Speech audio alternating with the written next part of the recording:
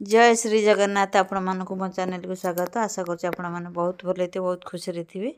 प्रथम शेष जाए देखिए ये देखो यही तेलटा मुझे देखा गोटे न्यू हेयर ऑयल यहाँ हूँ जो शीत दिन पाइंका शीत दिन आम केमी कौन करी चुटीर केयर नवा ये मुझे दीटा तेल बनई गोटे डेली जोटा शेयर करे आ गोटे न्यू तेल गोटे हूँ दीटा जाक तेल मुझे कर नहीं जाइए आपण मान सहित शेयर कली।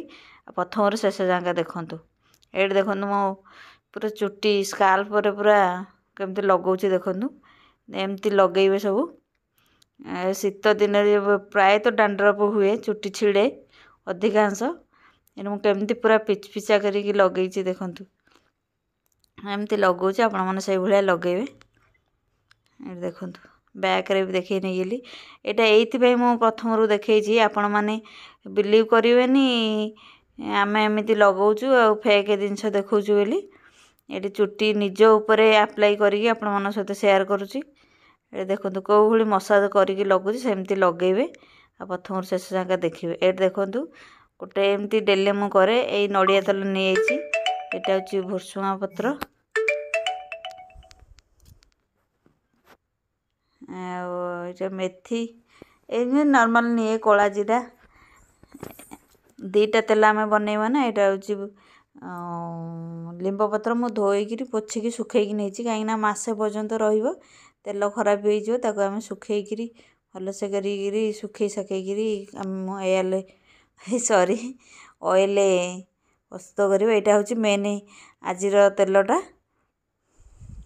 न्यू तेलटा लवंग गोलमरीच केमती मु करुँची भुसुंगा पत्र नड़िया तेल ये चारोटी जिनिस आम हेयर ऑयल प्रस्तुत करवा चलन जा भल कि तार बाहर कर नहीं जा जो सी गुड़ाक बाहर करदे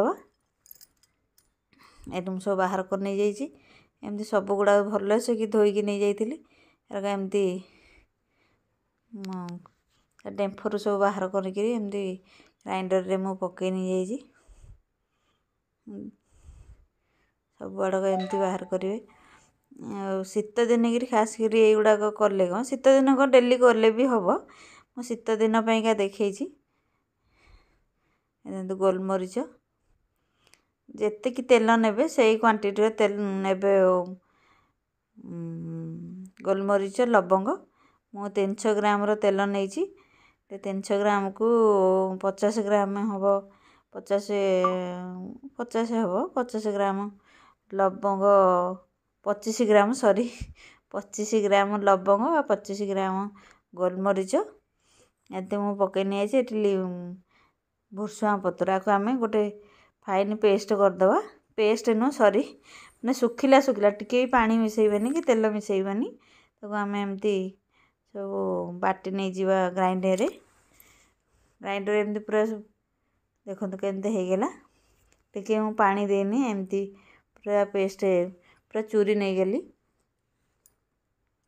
तेल मु नहीं जाइए करेई ना शीत दिन ना बसीज बोलिए मु खरारे थोई देती सी टे मेल हो मुझे करेगी बाहर कर नहीं गोटे करेई रखीदी आ गोटे तेल करी यहाँ प्रथम तेल तर तेल करी बोलिके ये करेई नहीं जाइए आगु ये जो पेस्ट जो ग्राइंडिंग करी सब पत्र लवंग गोलमरीच आम एमती पकई नहीं गली जेहेतु गुंड मु कौन कली गुंडा कले भल से तेल रे मिसी पार भितर आम कौन करदे उपरटा रही जाऊँगी भितरटा रही उपरटा खाली जा क्रिस्पी होची एमती बाटी नहीं गले चुपुड़िया को इजी हम तो भी जल्दी तेल रे मिसीज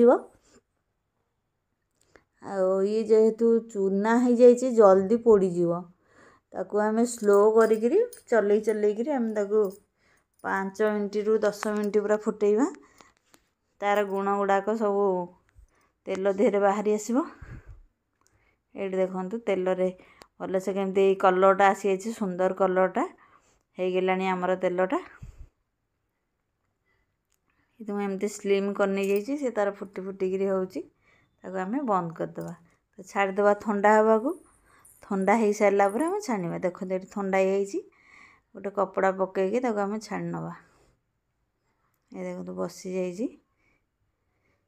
ଟିକେ ଟିକେ ଉଷୁମ ଉଷୁମ ଥିବେ ବାହାର କରିବା, କାହିଁକିନା ଶୀତ ଦିନ ଜଲ୍ଦି ନଡ଼ିଆ ତେଲଟା ବସିଯିବ। ଆଉ ଏଇଠି କହି ରଖୁଛି ସୋରିଷ ତେଲ ବି ନେବେ, ଆହୁରି ଭଲ ହେବ ଶୀତ ଦିନ ପାଇଁକା। ଯେହେତୁ ସୋରିଷ ତେଲଟା ଟିକେ ମୋତେ କଡ଼ା କଡ଼ା ଲାଗେ, ମୁଁ ସମ୍ଭାଳି ପାରେନି, ସେଥିପାଇଁ ମୁଁ ସୋରିଷ ତେଲ ନେଇନି, ନଡ଼ିଆ ତେଲ ନେଇଛି। ଆଉ ଏଇଠି ନଡ଼ିଆ ତେଲ ନେଲି ଶୀତ ଦିନେ କ'ଣ କରିବେ, ଡବଲ୍ ବଏଲ୍ କରିଦେବେ। ଡବଲ୍ ବଏଲ୍ କରିକିରି ଲଗେଇବେ। ଡବଲ୍ ବଏଲ୍ କଲେ ବ୍ଲଡ଼ ସର୍କୁଲେସନ୍ଟା ଭଲ ହେବ।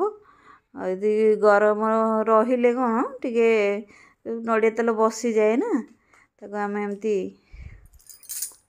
ଡବଲ୍ ବଏଲ୍ କରି ଚୁଟିରେ ଲଗେଇଲେ ବି ସେ ମେଲ୍ ହେଇଯାଇଥିବ, ଲଗେଇବାକୁ ଇଜି ହେବ।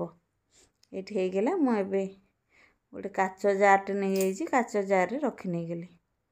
ହେଇଗଲା ଆମର ଗୋଲମରିଚ ଲବଙ୍ଗ, ନଡ଼ିଆ ତେଲ ଓ ଭୃଷୁଙ୍ଗା ପତ୍ରର ତେଲ।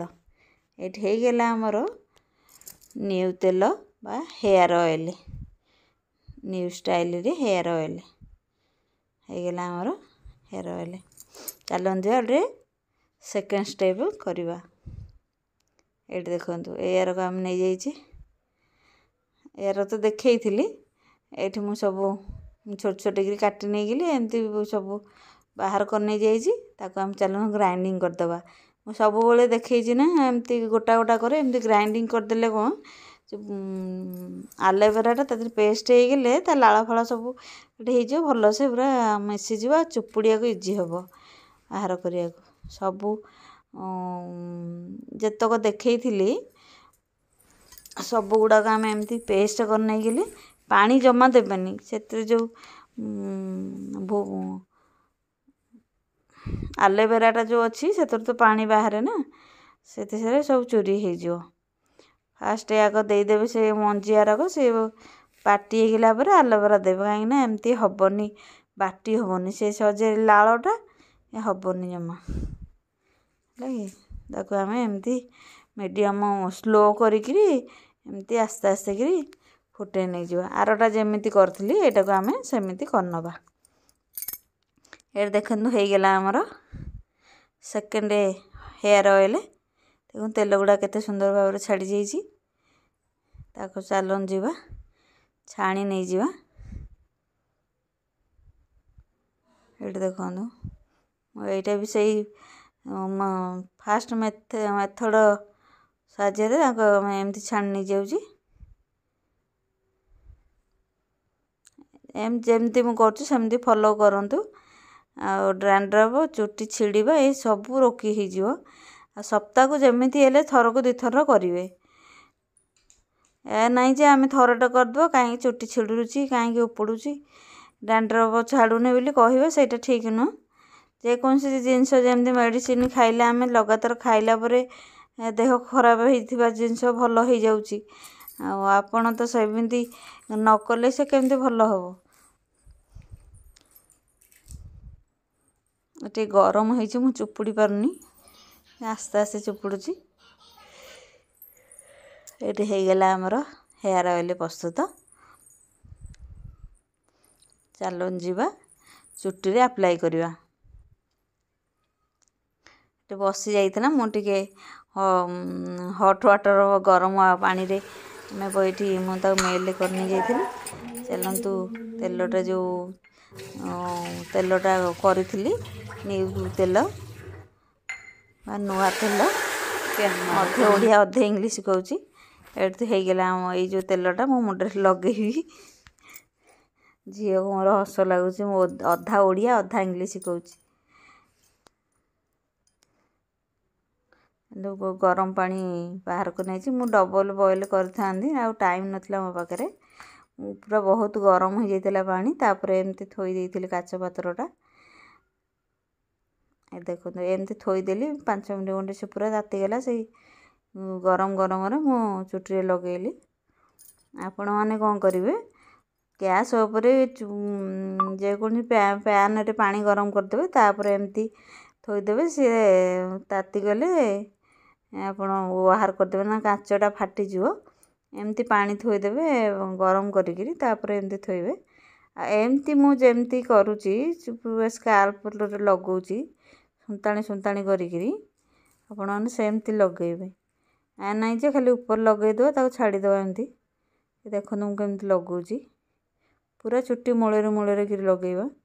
ଆଉ ଡ୍ୟାନ୍ଡ୍ରଫ୍ ଚୁଟିର ଯେଉଁ ଡ୍ୟାମେଜ୍ ଚୁଟି ମୂଳରୁ ହେଇଥାଏ ନା, ଚୁଟି ମୂଳରେ ନ ଲାଗିଲେ ଆମେ ଖାଲି ଅଗିଲାଏ ଲଗେଇଲେ କେମିତି ଗଛ ବଞ୍ଚିବ କି? ଦେଖନ୍ତୁ ମୁଁ ଏମିତି କରି ନେଇଯାଇଛି। ଆପଣମାନଙ୍କୁ ରିକ୍ୱେଷ୍ଟ ଏଇଭଳି କରନ୍ତୁ, ଚୁଟିର ଯତ୍ନ ନିଅନ୍ତୁ। ଆମେ କେତେ ଖାଲି ଯେ ଏମିତି ତେଲ ଲଗେଇଲେ ହେବନି, କିଛି ଖାଇବାର ଅଛି, ଖାଆନ୍ତୁ, ଭଲ ଭଲ ଖାଦ୍ୟ ଖାଆନ୍ତୁ, ଚୁଟିର ଯତ୍ନ ନିଅନ୍ତୁ, ଆଉ ସଫିସିଏଣ୍ଟ ପାଣି ପିଅନ୍ତୁ। ନିହାତି ଭାବରେ କେତେବେଳେ BP ଟିକେ ହାଇ ହେଲା କି ଲୋ ହେଲା, ଆଉ ପେଟ ଜନିତ ରୋଗ କିଛି ହେଲା, ସେମିତି ହେଲେ ଟିକେ ଉପୁଡ଼ିବ। ଆମେ ଯଦି କେୟାରଫୁଲ୍ ଟିକେ ରହିବା ଚୁଟି ବେଶୀ ଉପୁଡ଼ିବନି।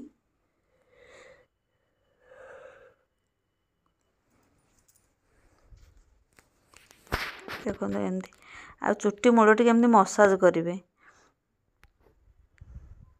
ଆଉ ମୁଁ ଏମିତି ଟିକେ ଭିଡ଼ିଓ ଏଡ଼ିଟିଂ କଲାବେଳେ ହାଇ ଆସେ, ଜଣେ କମେଣ୍ଟ ଦେଇଥିଲେ କେତେ ହାଇ ମାରୁଛି। ମୋର ଟିକେ ଅଛି ହାଇ ଦୋଷ, ହାଇ ମାରେ।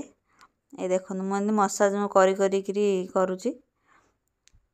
ଏତେ ଚୁଟି ଉପୁଡ଼ୁଥିଲା ଯେ କହିବାର ନାହିଁ। ଏମିତି କଲା ପରେ ଆଉ ଉକୁଣି ମେନ୍ କରିକି ଉକୁଣି ଗୁଡ଼ାଙ୍କର ପଦା ହେଇଯିବେ। ମୋ ଝିଅର ପ୍ରବଳ ଉକୁଣି ହେଇଥିଲା, ଏମିତି କଲା ପରେ ପୁରା ଉକୁଣି ଶେଷ। ଉକୁଣି ରୁପି ସବୁ ଯିବେ ହେରି, ଏମିତି କରନ୍ତୁ। ମୁଁ କେମିତି ସ୍କାଲ୍ପରେ ଲଗେଇଲେ ଲେନ୍ଥ ପର୍ଯ୍ୟନ୍ତ ଲଗାଉଛି, ପୁରା ଚୁଟିର ମୂଳରୁ ଡାଳ ପର୍ଯ୍ୟନ୍ତ ଲେନ୍ଥରେ। ଦେଖନ୍ତୁ ଏଇଗୁଡ଼ା କେମିତି ମୁଁ ଲଗାଉଛି।